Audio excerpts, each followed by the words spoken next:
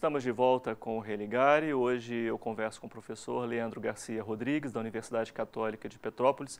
Nós estamos conversando sobre o tema, a posição da Igreja Católica no período do regime totalitário, período do regime militar no Brasil. Tudo isso a partir da obra que mostro para vocês, Cartas de Esperança em Tempos de Ditadura, uma obra organizada pelo professor Leandro, que contém a correspondência entre Frei Beto, Leonardo Boff e Alceu Amoroso Lima durante aquele período. Que testemunhos, né, nós podemos encontrar, né, nesta obra? Né? O que representa essa posição do Frei Beto como alguém que de dentro da prisão, né, vai revelando o que ali acontece. A propósito, quanto tempo Frei Beto ficou preso? 4 anos. 4 anos. Essas cartas, é engraçado, o gênero epistolar, né, que é o gênero das cartas, ele é muito flexível, né? Inclusive, o gênero epistolar é chamado, inclusive, até de polichinelo da literatura, polichinelo no sentido da elasticidade. A carta, ela tem várias funções. A carta, ela pode ser um laboratório de estilística, um laboratório de pensamento. A carta pode ser também, né, às vezes, apenas uma troca-troca de informações entre os correspondentes. Mas, neste caso, especificamente, como também é muito comum, a carta, ela tem um valor testemunhal muito forte. E ela está imbricada, ela está envolvida com a ideia do diário. Por quê? Porque é também um diário de cadeia, é também um diário de prisão. Várias dessas cartas, a gente percebe a mudança da cor da tinta. A mudança da cor da tinta e a mudança da própria caligrafia do correspondente, no caso do Frei Beto preso lá dentro. E tendo contato com o original, com o texto original, a letra é muito pequenininha. Então se percebe, né, que usava o máximo papel, inclusive todas as laterais, as 4 laterais do papel foram utilizadas porque não tinha papel dentro da cadeia. E serve também como uma espécie de quê? De diário de prisão.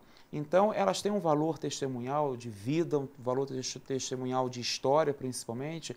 Por quê? Porque eram testemunhas oculares dos calabouços da ditadura, né? Ou seja, dos calabouços, especialmente do presídio Tiradentes, em São Paulo, né? Então, o próprio Frei Beto sempre fala, né, que dentro da cadeia tinha muito tempo para escrever, muito tempo para ler. Então, com isso, o que vai acontecer? Usava esse tempo para fazer esse diário de prisão, esse diário de presídio. E é a partir desse testemunho que o Alceu, cá fora, ao receber essas cartas, vai usar elas para denunciar. Por quê? Porque o próprio regime passava a ideia, defendia a tese de que não havia tortura no Brasil. Quando a Anistia Internacional, no início dos anos 70, veio pessoalmente ao Brasil, através de várias denúncias, o regime disse que não existia isso. Tortura era invenção dos comunistas. E a partir desses testemunhos que foram publicados, especialmente fora do Brasil, né, alguns presos que foram anistiados conseguiram sair do Brasil e davam seus testemunhos através de entrevistas, né, pessoais, em programas, ou em jornais ou revistas, começou a perceber o seguinte: não, no Brasil tem tortura e a tortura ela está institucionalizada. Isso que é mais complicado. Porque, de fato, nós percebemos nessas cartas que é uma institucionalização do terror.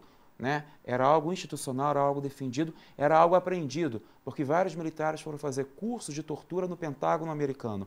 Torturas físicas e psicológicas, técnicas de tortura, que passaram 6 meses no Pentágono, né, em Washington, apenas para aprender isso. E vir e aplicar isso nas prisões, especialmente nas prisões políticas aqui no Brasil. Então, essas cartas, elas testemunham esse momento, elas têm um valor documental muito grande para a história do Brasil, para a história da Igreja, para a história do Brasil como um todo, né?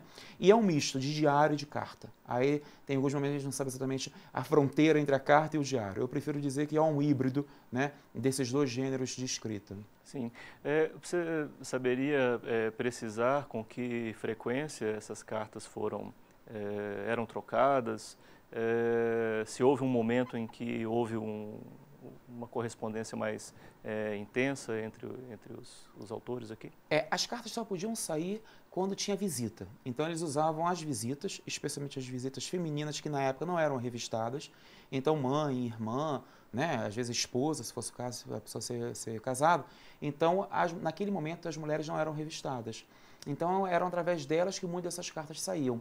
ou então eles escreviam em papéis muito pequenininhos, tiravam a carga da caneta Bic e colocavam esses papeizinhos enrolados no entorno da carga da caneta Bic, colocava dentro da caneta Bic e essas pessoas, quando iam à visita, pegavam essas várias canetas, né, com esses pedacinhos de papéis lá dentro e chegavam aqui fora, tiravam a carga, pegavam os pedacinhos e remetia para o respectivo destinatário. No caso das cartas do Frei Beto para o Dr. Alceu, foi o papel fundamental da mãe do Frei Beto, da dona Estela Libânio, né, que quando ela ia visitar o filho, ele aproveitava o ensejo da visita da mãe e mandava as cartas através dela, né? Ela que postou a maior parte dessas cartas. Depois, quando ele, né, ficou livre, aí ele mesmo próprio, né, fazia essa correspondência, né? Sim. Porque a partir de ele fica preso de 70 até 74. No finalzinho de 74, eles são absolvidos, né, os dominicanos são absolvidos. Ele continua a correspondência com o Dr. Alceu, mas já em liberdade já. É aí que vai começar a pensar a teologia da libertação, junto com o próprio Leonardo Boff, porque é o Frei Beto que faz a ligação, o link do Dr. Alceu com o Leonardo Boff. Então, eu ia perguntar sobre isso, qual que é a posição, né? Onde que Leonardo Boff entra nessa história aqui? Leonardo não foi preso durante a ditadura, né? Mas nesse momento ele vivia em Petrópolis, né, no convento franciscano do Sagrado Coração, e o Dr. Alceu ele tinha, né, uma casa de campo em Petrópolis, onde hoje funciona o Centro Alceu Moroso Lima para a Liberdade, que é o arquivo dele, né? Então, que é perto, né, perto do convento do Sagrado. A partir desse contato que Frei Beto fez entre os dois, o Dr. Alceu sempre, quando estava em Petrópolis, ia assistir a missa de 7 horas da manhã no convento do Sagrado Coração, que era a missa que Leonardo Boff celebrava todas as manhãs, às 7 horas da manhã. E a partir desse momento, ele ia assistir a missa e depois ia tomar café da manhã, todos os dias, religiosamente, com os frades. E é nesse momento, então, que ele tem contato direto com o Leonardo Boff, ele quer saber o que é a teologia da libertação, ele, Alceu. Porque uma característica do Alceu, muito, na minha opinião, muito ímpar dele, que quanto mais idoso ele foi ficando, quanto mais velhinho ele foi ficando, mais aberto ideologicamente ele foi ficando. Por quê? Porque ele começa a carreira dele literária, de intelectual, nos anos 20, digamos assim, na ultradireita, né? Extremamente conservador, aquele católico ultramontano, né? Aos poucos ele foi mudando muito. A partir dos anos 50, do contato que ele teve com Thomas Merton e Jacques Maritain, ele e o Yves Congar, esses três grandes, né? Maritain, Merton e Congar, dá uma reviravolta na cabeça do Alceu em termos de catolicismo. Dos anos 60 em diante é um outro Alceu. Então, quando a teologia da libertação começa a ser estruturada, especialmente com aquele livro do Leonardo, Jesus Cristo Libertador, ele quer entender o que é isso. E ele, Alceu, passa a ser assim, um grande defensor da própria teologia da libertação. Ele vai também usar o espaço dele na imprensa para defender essa nova teologia que, segundo ele, era necessária à renovação teológica do catolicismo como um todo, especialmente o catolicismo brasileiro. Morando em Petrópolis, Leonardo também morando em Petrópolis, eles então fazem uma pequena correspondência, que só são 4 cartas, mas é mais importante é o papel que o Leonardo sempre coloca o Alceu como assim, o grande, não pensador, mas assim, o grande incentivador da teologia da libertação. O Alceu nunca escreveu nada, nenhum livro que fosse considerado, né, dessa linha teológica, mas fez uma defesa veemente na imprensa da época, né, e chamava essa nova teologia. Sim. Interessante nessa correspondência, porque, enfim, há um destinatário, mas todos nós, essa correspondência alcança a todos nós. Que característica é essa, né? A escreve para B, né? Mas B é um universal, né? É o que nós chamamos de destinatário múltiplo. Ou seja, a partir dessa carta que Frei Beto mandou para o Dr. Alceu, que é essa carta que relata, né, as minúcias, né, do processo de tortura no interior do presídio de Tiradentes, o Alceu escreve um belíssimo documento no Jornal do Brasil que se chama Documento para Amanhã. Esse texto dele eu transcrevi, está nos anexos do livro, né, Documento para Amanhã. E ele diz que essas cartas não eram cartas para ele, Alceu, eram cartas para a história, eram cartas para todos. E, de fato, eu tenho certeza que o Beto, quando escreveu essas cartas, ele sabia que essas cartas não iam ter apenas o Alceu como destinatário. E ele mesmo, pessoalmente, já me falou isso. Eu fiz isso assim, sabendo, foi algo pensado, organizado, porque eu sabia que o Dr. Alceu ia repercutir, conforme repercutiu. Então, é algo muito interessante, por quê? Porque aí você vê o gênero epistolar nessa perspectiva, com uma função histórica, com um papel, né, de discernimento acima de tudo. E por isso, daí o título do próprio artigo do Alceu, Documento para Amanhã, é documento para a história, documento para todos, que é essa ideia do destinatário múltiplo. Agora, 50 anos depois, nós estamos falando o tempo todo aqui da importância histórica, né, dessa correspondência. O que dizer desse movimento que pede o retorno, né, de um regime com essas características? Sim. Isso é cruel. Que a história nos revela, né? É cruel isso. Eu acho assim, não dá eu não consigo entender como pesquisador, como pessoa, eu não consigo entender o porquê.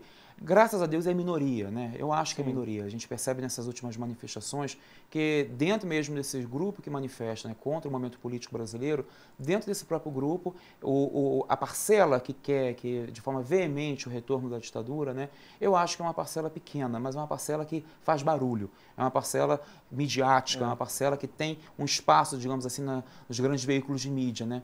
Eu acho isso terrível, porque perdemos a consciência da história. Perdemos a consciência da história e eu acho que assim, a gente não tem mais a consciência de historicidade, eu acho, sabe? Eu acho que é uma materialização da história, de uma certa maneira, sabe? E é uma deshistorização do tempo, né? Eu acho que tudo não dá para compreender. Eu nasci na época da ditadura, quando começou a democratização, eu estava na casa já dos 15 anos, eu era adolescente, mas eu ainda me lembro, né, o que era, como é que era, o medo que se tinha, né?